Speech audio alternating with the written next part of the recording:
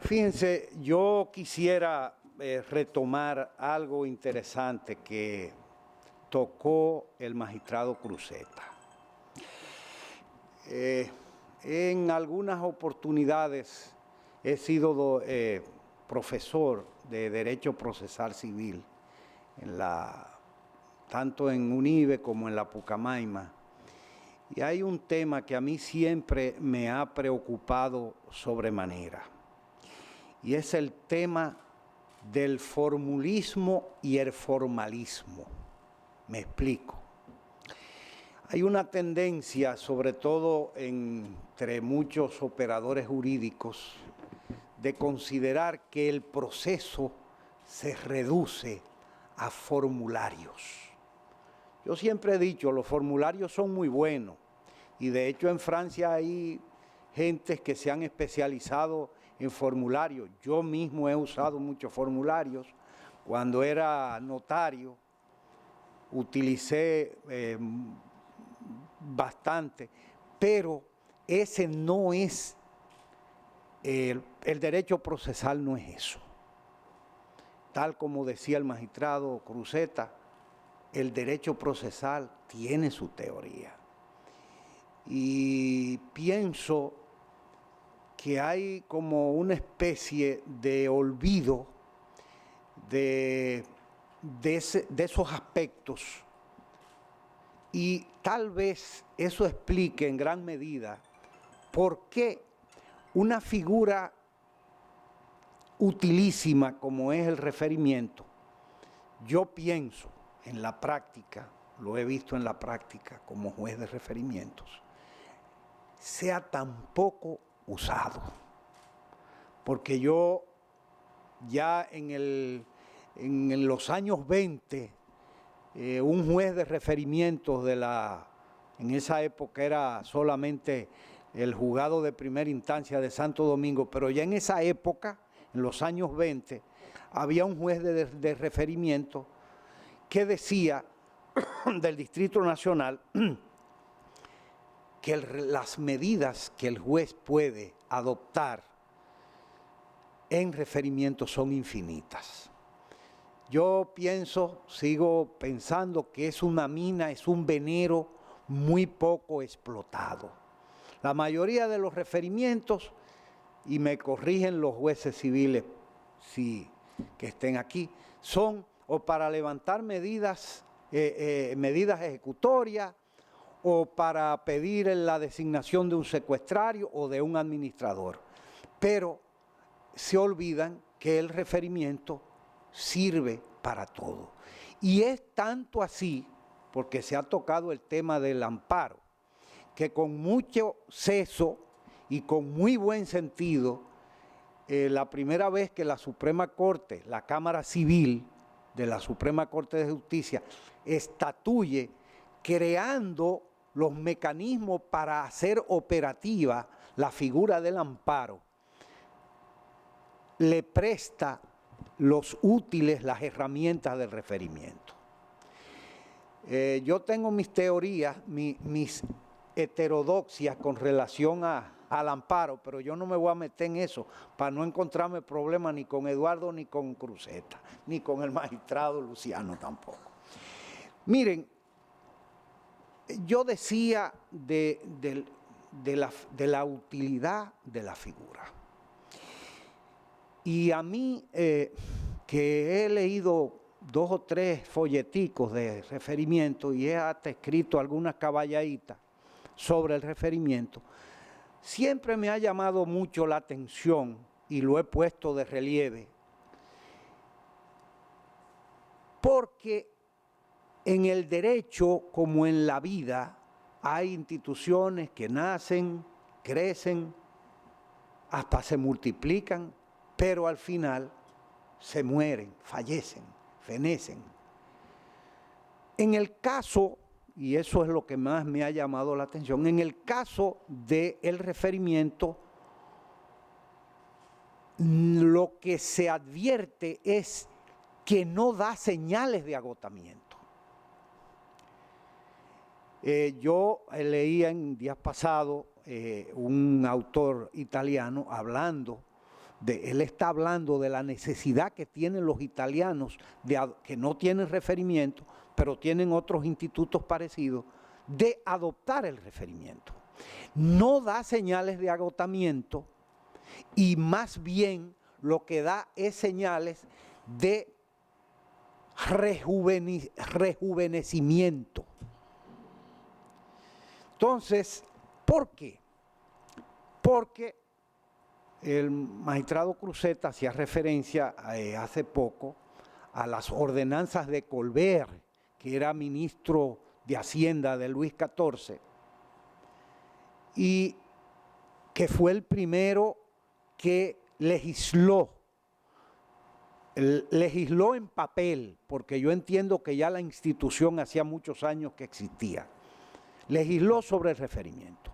El codificador del Código de Procedimiento Civil de 1804, que no legisló sobre el vacío o en el vacío, toma y consagra y mantiene la figura del referimiento. Y le dedica solo 6 artículos en el Código de Procedimiento Civil. Y sobre esos 6 humildes artículos se edifica toda una concepción, una teoría y una praxis del referimiento, porque aún con esas aparentemente pobres herramientas, el fortalecimiento, el desarrollo del referimiento es una obra de artesanía jurisprudencial, como yo le he llamado en varias oportunidades. Comenzando porque quien realmente comienza a darle, yo diría, vida al referimiento en Francia es el magistrado de Belleime, que es famoso, y los jueces franceses, que fueron jueces agresivos y audaces, que es lo que a muchas veces nos falta a los jueces de referimiento. El juez que no es audaz no puede fungir como juez de referimiento, porque en derecho hay situaciones que lo da la propia práctica, la propia vida, la propia cotidianidad del ejercicio profesional. Entonces, justamente era obvio que con las nuevas modificaciones que operaron en Francia y que nosotros agarramos parcialmente en la ley 834, lo que se hace es que se enriquece la figura del referimiento. Si en el código había solamente 2 causales de referimiento, en la ley 834, lo que se hace es que se aumenta el abanico de eso. Ahora, el magistrado Cruzeta hablaba ahorita, y yo me inventé un neologismo y ustedes me van a excusar, yo hablo de la ordinarización del referimiento. ¿A qué se debe la ordinarización o que el referimiento se haya degenerado, diría yo, en un proceso ordinario? Miren, yo creo que es un problema de técnica judicial. La mayoría de los jueces que tenemos que luchar con los fondos, nosotros vivimos como los buscadores de perlas, nosotros vivimos siempre, diariamente, debajo del fondo, nunca en la superficie. Entonces, para cuando un juez tiene que encarnar en su persona la doble función de juez de fondo y juez de referimiento, que es donde se complica, diferente a Francia, que todos los tribunales de primera instancia tienen un juez de referimiento que no tiene vocación a conocer el fondo del asunto. En Francia es más cómodo. Pero entre nosotros, como la mayoría existe en nuestro medio, lo que tenemos son tribunales unipersonales desde el año 1904,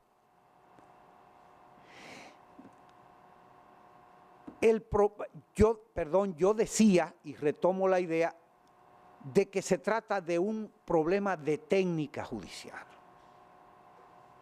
Claro, una técnica que hay que hilar fino, porque tenemos, en esos casos en que nos toca fungir como jueces de referimiento y jueces de fondo, el juez tiene que tener claro qué es el fondo y qué es lo provisorio, que es la nota peculiarísima del referimiento.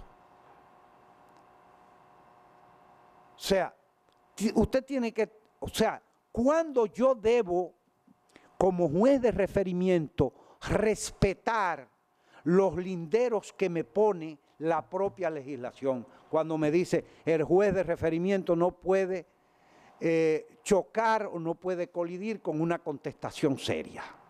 Entonces, ahí es donde la puerca retuerce el rabo, como decimos nosotros en el monte. Saber delimitar, establecer una... Entonces, en la medida en que yo esté consciente de eso, yo como juez no le voy a dar carácter ordinario a mi referimiento. ¿Por qué? Porque justamente una de las peculiaridades del referimiento es la rapidez, es el carácter expedito que deben tener sus decisiones, al punto que algún autor francés habla del carácter un tanto silvestre de las decisiones del juez de referimiento, que no tienen que estar sometidas al rigor y a la profundidad y a la meticulosidad que debe tener una sentencia del juez del fondo. De modo, además, el juez, y este es un punto interesante que no puedo pasar por alto, porque estaba comentando con el magistrado Luciano cómo pervive la fenomenología como escuela filosófica. Los fenomenólogos decían que nosotros no vemos la realidad, sino la apariencia de realidad.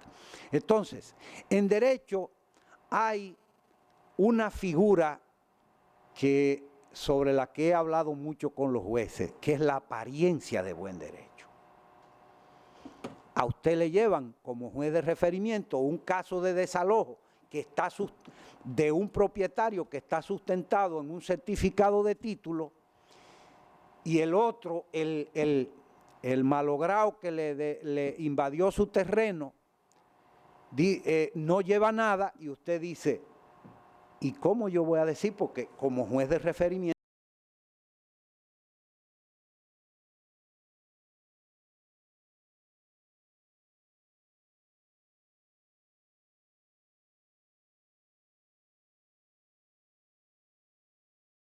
puede decir, tocó el fondo, porque yo dije, en apariencia de buen derecho, fulano es titular de derechos. O sea, entonces esas son sutilezas que se aprenden en la práctica y que se aprenden Ya Justiniano viene, pero ya yo terminé. Muchas gracias.